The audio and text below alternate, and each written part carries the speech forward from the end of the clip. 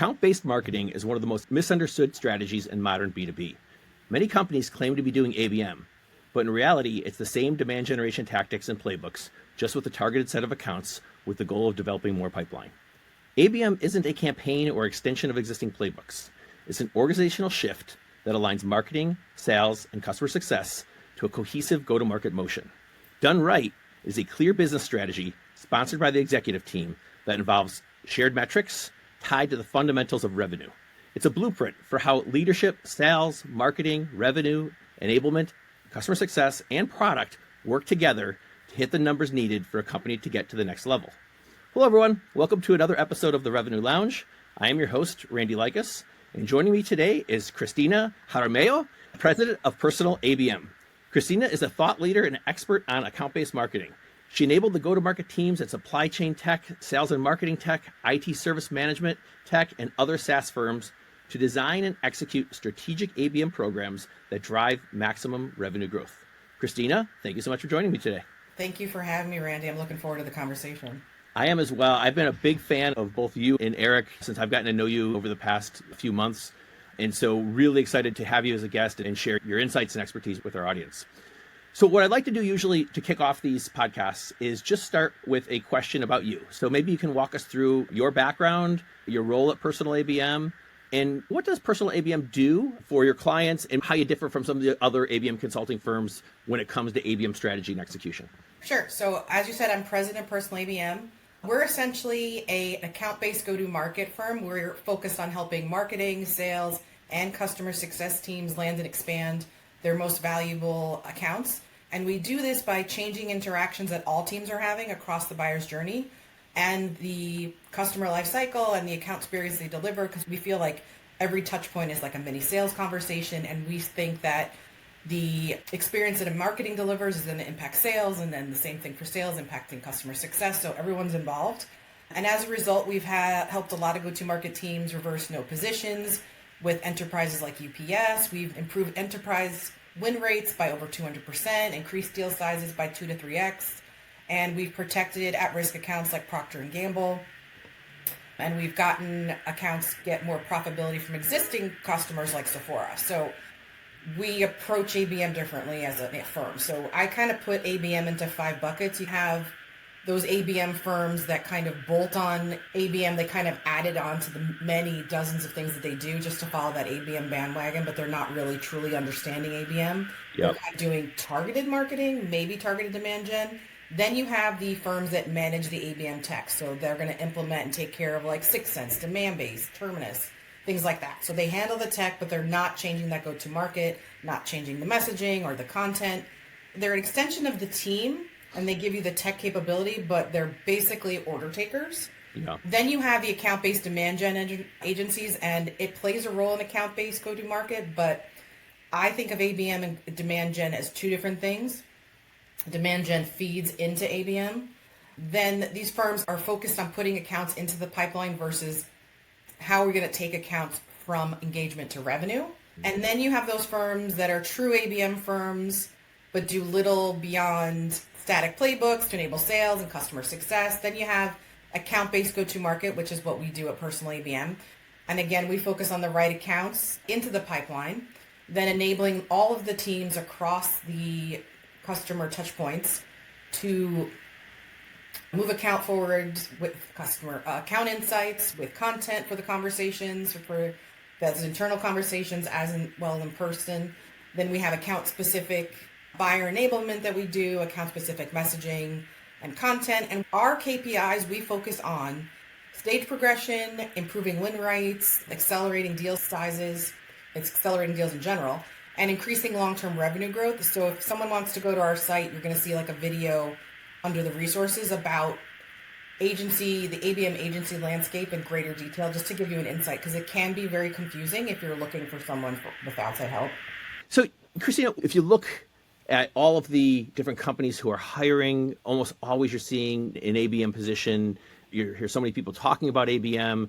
So a lot of companies, it appears to be, are investing heavily in their ABM program. Yet when we talk with marketing leaders and people who are responsible for the ABM programs of their company, they just feel like they're not getting enough out of it, right? It's not driving revenue.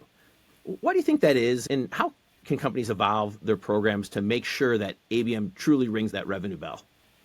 I think the first thing people have to do is consider that ABM should change how you think about your business. So it should change how you package solutions, how your teams are even structured, change the content and messaging, and how the go-to-market teams are going to engage with buyers across the target organizations. And it really should change how you differentiate your solutions from competitors, and in particular, because this is something that happens a lot, with how are you going to compete against status quo, because a lot of indecision is happening. Yep. So ABM really needs to change the interaction the teams are having. Again, the account experiences that we deliver as a team. I think many teams skip to defining their ABM goals, maybe identifying their ICP, and it's usually broad, figure out account prioritization, then they outline some activities and campaigns and cadences, but a lot of that is like tactics. Yeah. And they're retrofitting ABM on top of what they're already doing, on top of existing processes. So really what a go-to-market team essentially winds up doing is better targeted marketing, targeted demand gen. And this is happening across organizations, and it's even with senior marketers. Like I just talked to, a few weeks ago, a head of marketing for an accounts payable automation, so an FP&A tech firm. And they came to us, they wanted to fix their ABM program. They had started about 8 months ago. They needed to really recalibrate their frameworks, their processes, their metrics, their strategic view of how they were going to go to market, because they were having an issue with sales not making any headway into their named accounts. And they weren't seeing returns on their time and investments in ABM. So we noticed that they had automatically focused their ABM program on new logo acquisition, versus what we think ABM should be is where do we need to fix the revenue gaps? Where is the biggest challenge that we're seeing? They also define their ICP as global operating organizations that process more than 50,000 invoices and then have multiple formats, which is humongous. Yeah. They didn't segment their existing customers to feel like, let's take a step back. Let's look at the accounts that have the greatest revenue or long-term revenue growth, are getting the most value out of our platform. They didn't look at the characteristics of those existing customers, and they were just really sticking with or looking only at the characteristics of like the demographics, the technographics to define their ICP. And so they didn't go beyond that ICP to identify the winnable, accessible market and the accounts that match their tier one ICP, where they have relevant stories and where they can come to the conversation with a point of view. They really needed sales to have a little bit more focus, so they weren't really wasting their time. Because they were so broad, that's why sales was not getting the traction they wanted, but they were also annoyed with the ABM program. Yeah. And they also were not segmenting their customers where they could drive expansion beyond maybe selling one product or one capability, so they could drive the greatest revenue streams year over year. And they were missing out on opportunities to uncover the next valuable customer that could be even more profitable for them. And they were missing opportunities to identify churned accounts that were lost due to that account experience that they delivered. It wasn't very cohesive. So that was one of the issues. And they weren't taking time to understand their customers. They failed to capture those stories that can be used to win similar accounts. What was the stat? What were they doing beforehand? What did we help them with? How are they doing now? Where are their areas for growth? A lot of case studies, a lot of examples are just like, this is what we implemented. That's it. And these are some vague results. And it was also another key issue that a lot of other teams have. We noticed that was sales led. So the sales team was targeting these global enterprises, but there was no actual reason as to why. They weren't coming to each conversation with a point of view about that prospect's business, which was impossible if you don't really have a clear point of view about your business. And by not having that clear point of view, they were struggling to differentiate against big players like Coupa, S&P, and Burse, and show that the risks or the shortcomings in those platforms, how they would add risk around the target accounts, finance operations, and the organization as a whole. So it's something about how do we change our view of our business, and then how do we implement account-based go-to-market strategies to achieve those goals and to address the red in the business. So I'm going to play back a couple of things that I heard, and I want to unpack it a little bit. So one is were you using it as just a slap-on extension of a tactic, if you will, as opposed to a strategy, right? The second one is it's being led by or assigned to someone who is responsible for executing, but not necessarily aligned to the strategy, right? It's not being viewed as a strategic change in the go-to-market motion. Again, kind of viewed more as a tactic. And then it's working of existing positioning, if you will, not changing the view in terms of how we can help these individual customers and their particular pain points, as opposed to just like a really, really broad group of not technographics, but basically characteristics instead of focusing on problems. So did I get that, sort of summarize that back correct? Very good. So for companies and people that are like in that situation and people who are responsible for ABM programs, what recommendations might you make? Or maybe when you're going in and you're doing an assessment and understanding that, how do you go about solving some of those things, like alignment issues? Or look, you've got to think about this as more than a tactic, it's more strategic. How do you approach that? And what recommendations might you make for others who maybe feel that, but they're not sure how they can influence or change that? Yeah. So the biggest thing I say to people when we talk to these companies is that this has to be a leadership shift, and it has to be marketing, sales, and if you have customer success involved, that's even better. And it can't just be that, marketing will take the lead, or sales will take the lead, or sales will pick accounts, or marketing will pick them. It has to be, this is how we're going to handle these accounts as a team, and how we're going to get them from engagement all the way through to close, and eventually they'll be a customer, and then how we can expand them later on. But I think once you've gotten that alignment, once everyone's on the same page, is how are we going to get accounts to revenue? That's the bottom line. Yep. Where is the biggest problem in our revenue function? Are we having issues going up market? Are we having issues with churn? So maybe we're putting the wrong accounts into pipeline, so they're only staying a year or two instead of long-term and growing. Are we losing to competitors because they're seen as a safe bet? Yep. So once we figure out where the biggest revenue leak is, then we can figure out where we can put ABM and address that fit. So how do we address those issues? And then we can use the account-based strategy to address those issues.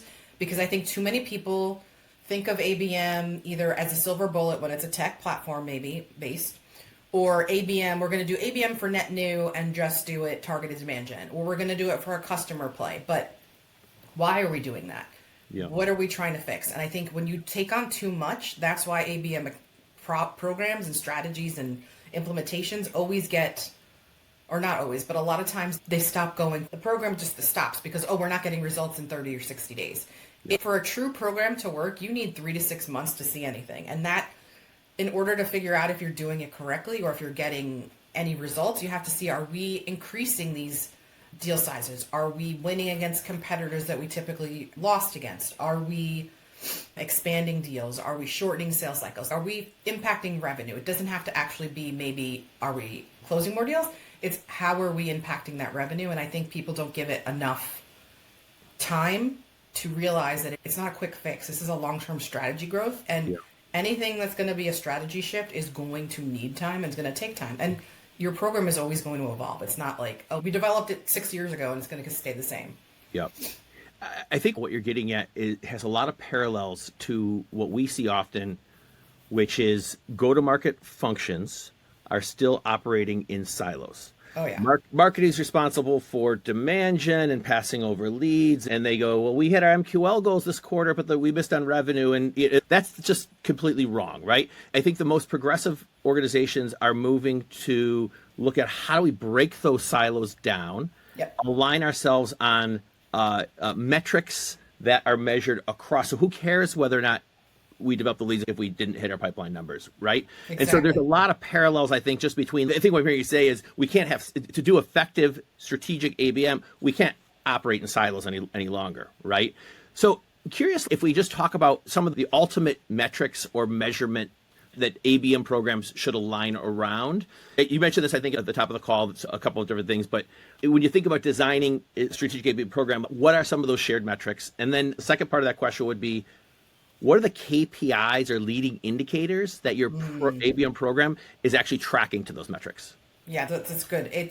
I think we have to all be on the same page. So marketing, like you said, cannot be talking about MQAs and MQLs, because I've never heard a salesperson or a sales leader that gave whatever about it.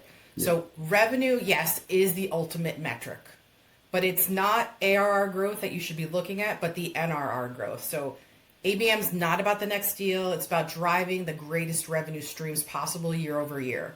But to get to that greater NRR, we need to first impact, like we were talking about earlier, stage progression, win rates, deal sizes, churn rates. You need to look at the red in the business. How do we plug it up? And then put metrics in place around those issues. So, for example, if a team is struggling to get higher value deals, then we got to look at the engagement across the organization.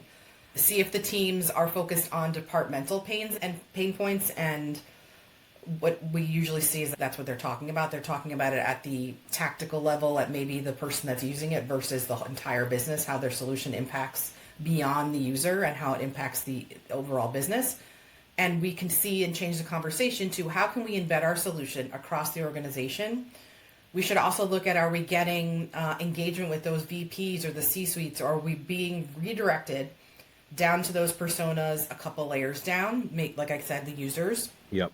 Of your solution. So we need to change that content, change that messaging and interactions to engage these C-suites, these VPs, and measure that area then. So it's about putting KPIs in place to track your progress and fixing the areas that are impacting your ability to drive stronger revenue.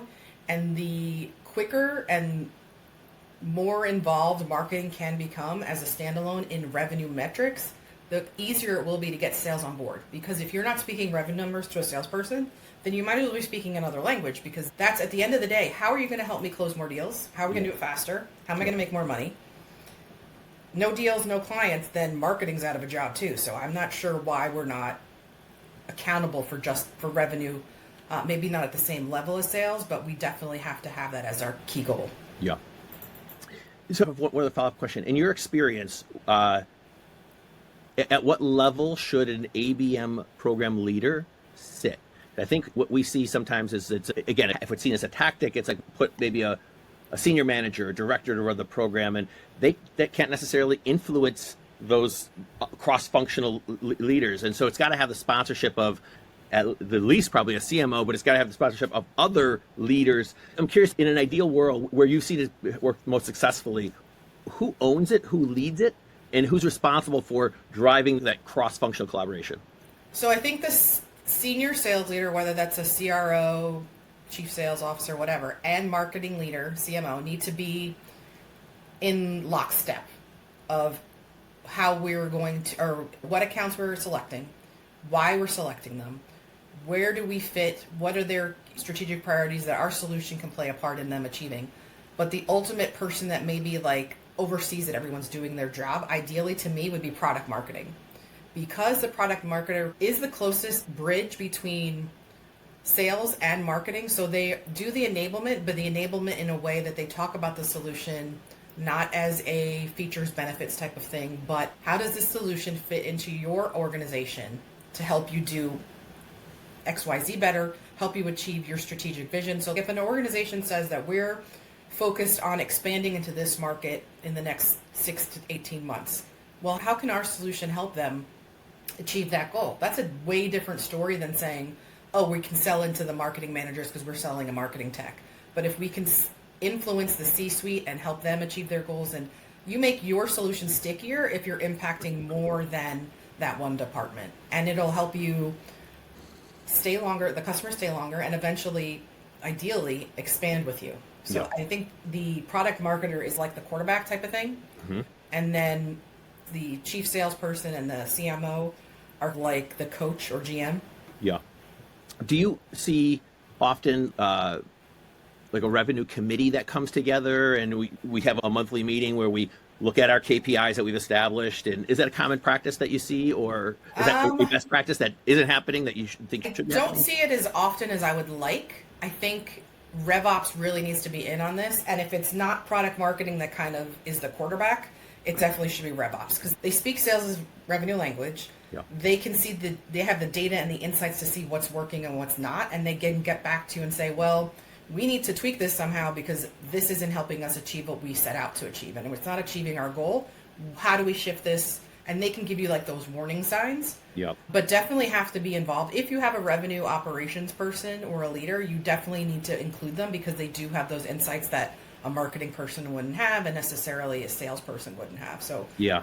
definitely get them involved. They can also connect those dots between platforms. Yeah. Because, too many times we've got our ABM platform, we've got our marketing automation system, we've got CRM, we've got sales engagement, and they're all siloing data around, and that RevOps person is the person that can help design it cohesively. Yeah. Yeah. They're like the revenue brain. Yeah. So, moving on, I love what you have been doing over the past several weeks, couple months around LinkedIn. You provide a lot of great thought leadership on LinkedIn. It's been very refreshing. And one of the things I know that you're really passionate about is this over-reliance or promise of intent data is going to solve all of our needs, right? And it's almost like this oversell that, well, we bought this ABM platform and that's our ABM strategy. And so you also talk about the challenges that intent data itself has, right? It's speculative versus predictive. Can you talk us a little bit more about kind of your thoughts in this area? Yeah, this is something that I've been talking about for a long time. And then, of course, people think that I'm like attacking particular platforms. And it's just because that they're one of the more well-known ones. And it's not because I don't think they're a great solution. It's because they say that they are predictive. I guess their definition of predictive is different than mine. To me, intent is not predictive. It only reflects the current state or mindset of the person or the potential buyer. It looks at maybe what they're looking at, what they're considering, but you don't really know what's going on in that person's head. It doesn't necessarily guarantee their future actions, their buying behaviors, which to me what the word predictive means, but side note. So it doesn't consider if that company is even against outsourcing, if the account aligns with you operationally, executionally, philosophically, culturally. Are you guys like all on the same page? You can't read into that. It captures current activity. It tracks online behavior, so like website visits, keyword searches, downloads, which shows that a person is actively looking and researching at the moment. But are they looking to learn? Are they looking just because they're curious? Like, why? And it doesn't show what buyers are most likely do in the future. So as I said, it's not predictive, and it doesn't show if that account's going to either grow with you versus churn. So just because we close them, is that going to be a temporary win or is it going to be a long-term win? So what we need to do is use the intent as a springboard, add insights on top of that intent that shows accounts that are most likely to be part of your ICP, that are aligned with you, they're strategically ready, the proxies that are in Sixth Sense and in Demandbase and all these intent platforms are not definitions of a true ICP. These added signals really show you if an account matches a business problem profile. And then again, those account insights to understand the company's situation, if they have a strategic priority in place that you can play that role in to help them achieve it, which is the best kind of account. And we need to tell the account story. So that deeper level research is needed in order to tell their story. When it comes to an ABM platform equaling ABM strategy, it's not the same thing. It's better targeting, pushing out content through it, and messaging is basically pushing out the same thing you've already gotten, just at a different scale, and be a little bit targeted. So maybe you'll have better results, but maybe it's not a word that many marketers and salespeople like. So you can't necessarily convert to revenue. So ABM tech has its purpose and it's fit for a particular purpose, but it's not an ABM program. We need the right strategy again, and the right interactions and account experiences.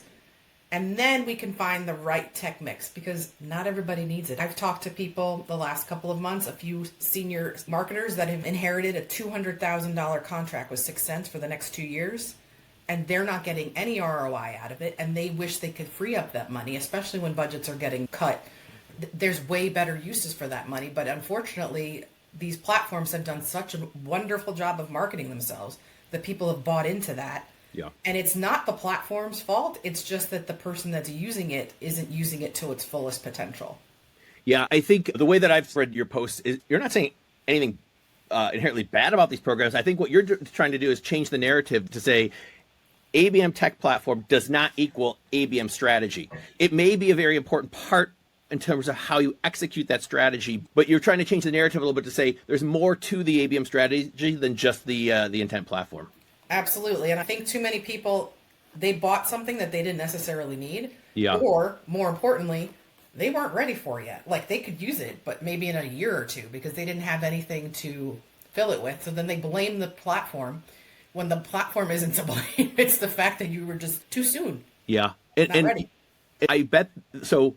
That's probably why, if you go back to my first question, which is so many people are feeling like they're not getting enough out of it, it's because they don't have that strategy set up first. They just thought, if I buy this and implement it, it's going to solve our problems. And that's why we're coming back 6 months later saying, we're not getting enough, right? Yeah. So how should ABM strategies change when talking to, or when targeting and thinking about developing programs around enterprise accounts versus mid-market versus SMB? A lot of people talk about one-to-one, one-to-few, one-to-many. That may or may not necessarily map to enterprise, mid-market, SMB. What your thoughts are on that? All right. So I think the best way to explain this is probably to tell a story, only because it makes more sense when you think of it this way. I was talking to a sales leader with a construction camera service company. So it's very niched. They provide time-lapse, so live viewing, security monitoring, real-time project visibility. More than 70% of their customer relationships were at transactional level. So they were trying to change that sales-driven motion and changing the sales structure because the sales team was a mid-market sales team, and they were trying to move to that enterprise. But they needed to change how the sales process were, how sales was even compensated. But what they were really having an issue is they were challenged to upskill their enterprise team so they could increase deal sizes. So their goal was to increase it by 2 to 4x. So their current ACV, from their current ACV, which was 250 a year, the reason that it was sales driven, what needs to be marketing and sales driven, it has to really start with marketing first. So we have to tell a different story. When you're targeting the enterprise, that ICP needs to be redefined. Your buyer personas needs to be expanded. Enterprise use cases need to align with enterprise strategic priorities. It's a different conversation. Mm-hmm. So marketing needs to help and start that conversation. Sales can't do it alone, especially when they're not used to it. So they need that kind of guidance in order to speed up that learning curve. So the content needs to be designed for specific enterprise sales conversations because those conversations are going to be extremely different. And sales teams need enterprise reframes. And they need to create these aha moments. So like, oh, I didn't see it that way. I wasn't thinking about it that way. And then the enterprise business case and enterprise story. So you make that connection because if you're trying to sell to an enterprise, but you're telling the story of a mid-market, they may see it as valuable, but they may not see it as something that we need to have now. Yeah. Maybe next quarter we'll look at it. Maybe we'll look at it in a year. So taking a strategic account-based enterprise sales approach really requires completely different go-to-market. So you need that new marketing, new sales, customer success experience to deliver account experience. I know I've said this ad nauseum. Account experiences across the buyer's journey, they need to change. And it's going to lead to that greater ARR, GRR, and NRR growth that the senior leaders are looking for. But demand gen needs to bring in the right enterprise accounts and then the right reframes for sales to have those right conversations, and sales and marketing needs to be able to work together not only influence those key decision makers that engage, but influence, more importantly, I think, is the internal conversations that are happening once they figure out, okay, how do we know that we want to go with this organization? So we need to be able to enable our champions internally with the right content and messaging so that they can go to bat for us and be well armed. You need to bring different enterprise departments and functions together and create that consensus in your direction. And again, we're going back to that right account experience. It requires sales, marketing, customer success to work as a team together as one. So how are we going to win as a team together? How are we going to protect at-risk accounts from churning? And how are we going to expand these accounts that we know have great revenue expansion potential? So it's more about moving from the transactional pain point selling to solution selling. As I was preparing for our conversation, I'd listened to a few other podcasts you had done. And what I love is there's a really practical story that has a lot of really good examples of the things you've talked about before around a freight and analytics company that y'all helped. And was wondering if maybe you could share a little bit more about like the challenges that they had, how they were the messaging and targeting that they were using that wasn't working, and what advice you gave them to change that message. Would you mind sharing that with our audience? Oh, yeah, absolutely. It's one of my favorite stories because when they came to us, they're like, oh, we were going to buy demand based because we think we need it for our ABM program. And we're like, well, take a step back. You might need it. You may not need it. You're probably not even ready for it. I can tell you that. So we took a look at what was going on with them, and we realized that they were trying to expand their footprint in an organization, get bigger deal sizes, not necessarily go up market, just increase deal sizes. And they were focusing their content on the user of their platform. So they were focusing it to target the transportation manager, and that's who was using it. That's who the platform was meant for. But there were other organizations and their competitors were offering lower freight analytics prices that were good enough for the transportation manager so they could get by. So like one of their biggest competitors was E2 Open. They offered freight analytics as free, so part of their suite. So how do they compete against good enough? How do they compete against something that's free? They weren't showing how their freight analytics should really be integrated with demand forecasting to help the decision makers reallocate product in a timely fashion. They weren't showing how the freight analytics at the component level, which other platforms did not provide. So that was a big differentiator. So that could play a role in inventory management.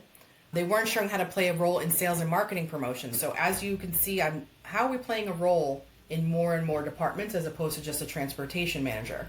So they weren't showing how when they were applying to sales and marketing promotion. So how should we discount? Should we discount? Is freight pricing going to put too much pressure on margins? And because marketing at the time didn't have the right content, sales was having the wrong conversations. So when they approached a VP of supply chain or a chief supply chain officer, they weren't speaking their language. They weren't speaking what mattered to them.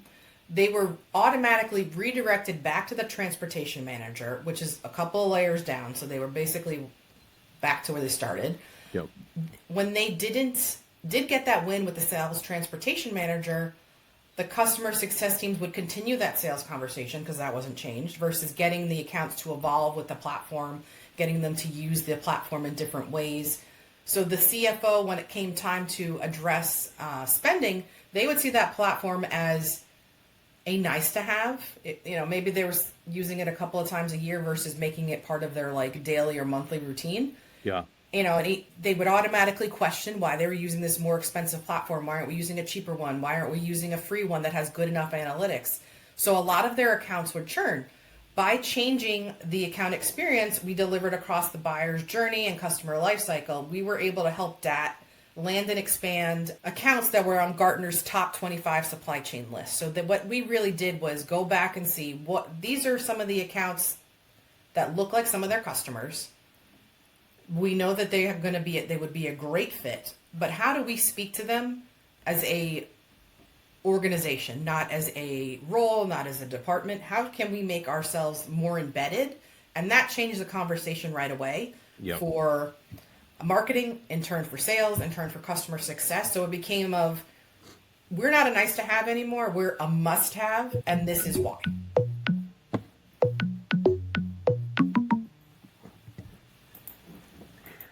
So I love that story. I think it's great. And one of the things I just wanted to unpack a little bit is when you talk about how we saw that they were talking to the transportation managers, but they weren't getting the next level up, or when the deal was sold and it was being passed over to the CSM and the CSM was having the same conversations.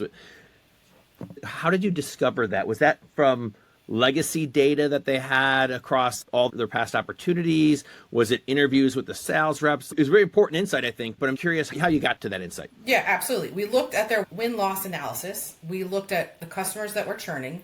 We looked at who they were individually. Like if we could tell who they were losing to by name, we would say, okay, what is it they're offering? And that's how we found that E2 Open had something free. And some of them were cheaper. A lot of their competition was cheaper because they didn't offer the same solution. And we also looked at their content that they were sharing on there. It, again, spoke to this role instead of speaking to a business leader. Like you're going to need that content for that particular person because they're most likely an influencer versus a decision maker. But if you're only speaking to them, then automatically, if I come over and I'm a chief supply chain officer, I'm like, you're not speaking to me. I don't need this, or my team doesn't need this. So it was mostly the content with the win-loss analysis. And I think also just having somebody look at your content and your approach from an outside in. Yeah. Like sometimes you just can't see that. And Yeah. we also noticed they weren't talking about some of the best features that they offered that made them different. Some of the best features that justified their price point and even more, because the customer would get ROI on them. So it was more of looking at it from another lens and making sure that you're speaking for differentiation, especially when you're a smaller company competing against these legacy platforms. Yeah. Like, why would I choose not to go with a legacy that's offering me free stuff that's good enough?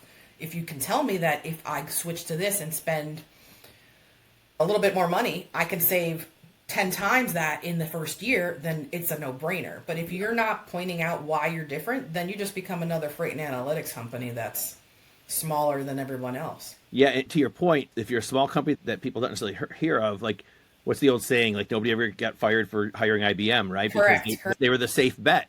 Yeah. But if you can get them to think a little bit differently about the business, or reframe the narrative and be seen as somebody who's actually knows my business really well and has a point of view on business, that's how you get hired. That's a totally different conversation.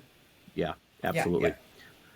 Okay, last question for you before we head into what we call our lightning round, which is a little bit more on the personal side of things. What is one widely accepted ABM best practice that you think is outdated or ineffective that you would love to kill?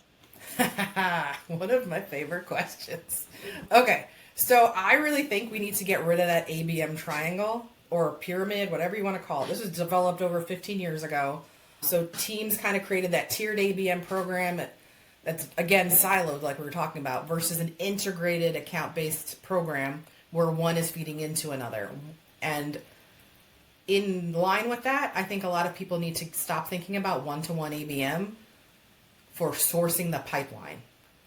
Done right, a one-to-one is not scalable. It takes a lot of time. It takes a lot of resources, money investment, people, to do one-to-one ABM right. So the investment with these accounts has to be, because we know these accounts have the greatest probability of landing and expanding with the high ACV to us. If a one-to-one account does not land at least a 2x ACV, then they shouldn't have been a one-to-one. Mm-hmm. And we even told a EVP of marketing at a company with, I think their deal size was around the 100K ARR, and they was at the low end, and then they went up to 650 ARR for their deal sizes. We need to figure out one-to-one should really focus on moving those accounts to revenue. It's, again, about improving the experiences that sales and marketing and CS teams need to have at the bottom, middle to the bottom of the buyer's journey.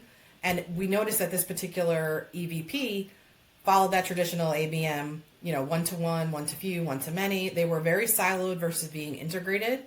When you take an account-based go-to-market approach, those ABM programs are streamlined, where you increase relevance. So from each touch point, you increase relevance a little bit more as they move further and further in their journey.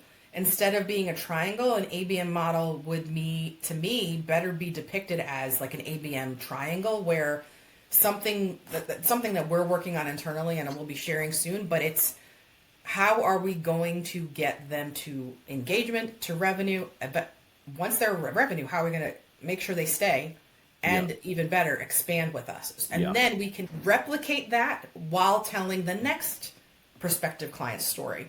So I think the triangle needs to go. And to me, ABM should be, let's say, like one-to-many is demand gen. And then whoever comes trickled down through that journey goes to one-to-many. And then if someone goes a little more engagement, one-to-many, and then we see them, there's more engagement. We have a strategic priority, and they have a strategic priority in place that we can play. They have a business problem profile, all these things. And we know that they could be a lucrative deal for the long term as well.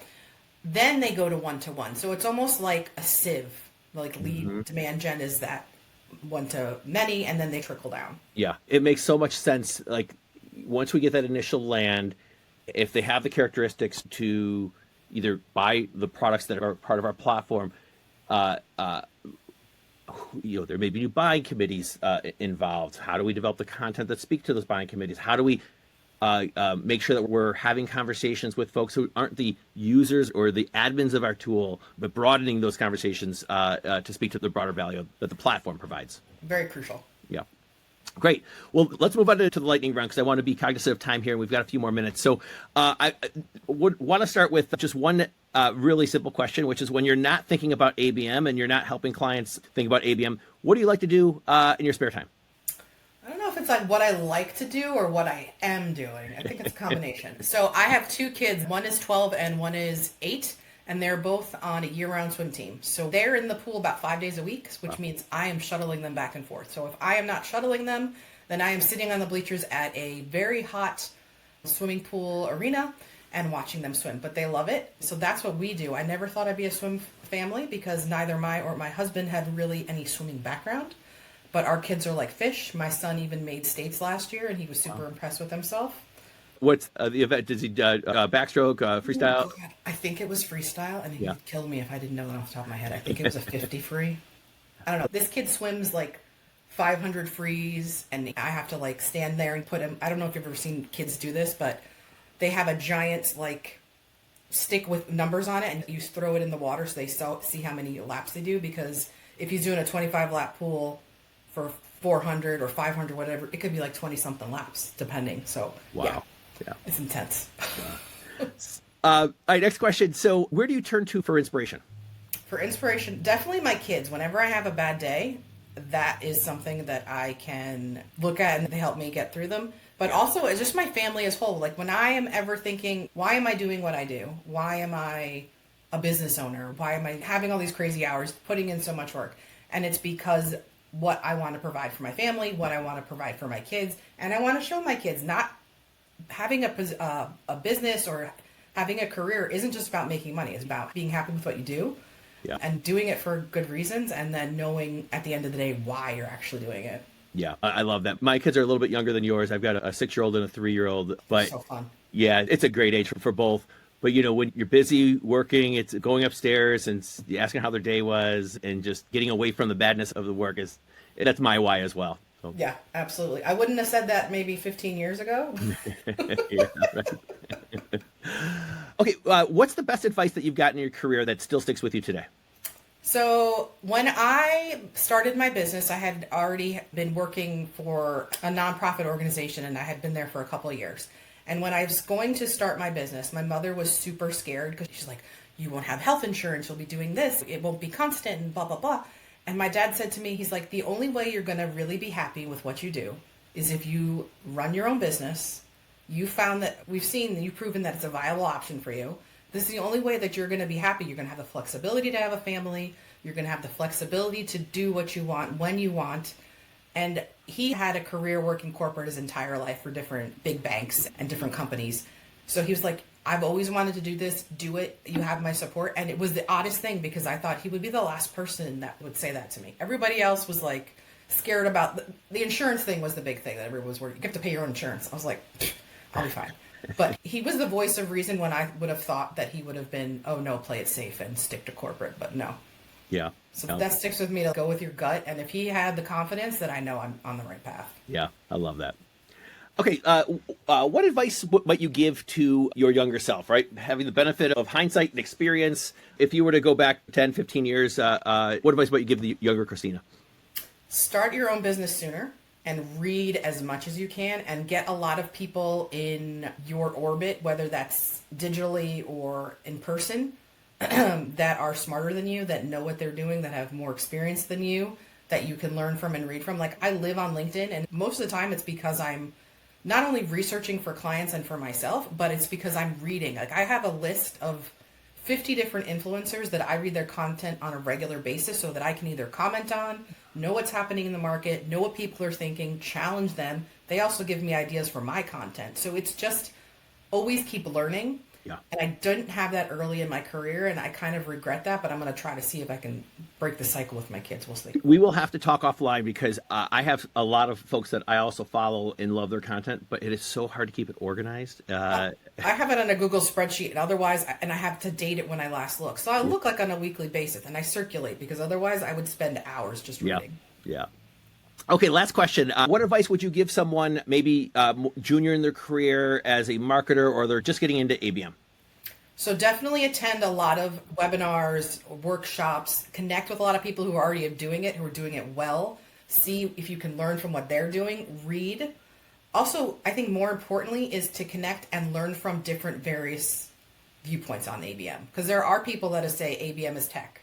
There are people like myself that say it's the opposite. But you have to figure out what works for you and your organization and your role. My way might not work for you. If you're selling, my way typically is for people that are selling six-figure or close to six-figure to seven-figure deals. If you're selling a $25,000 solution, the way that I tell you to run ABM is not going to be as lucrative for you, as successful for you. So you need to get various viewpoints. That way you can come to your own conclusion what works for you. Yeah. And also it's more, I think in any subject, if you have various viewpoints, then you can come to your own collective decision. And I think that's the way you should run your life in general, but definitely for ABM. Yeah. Great advice.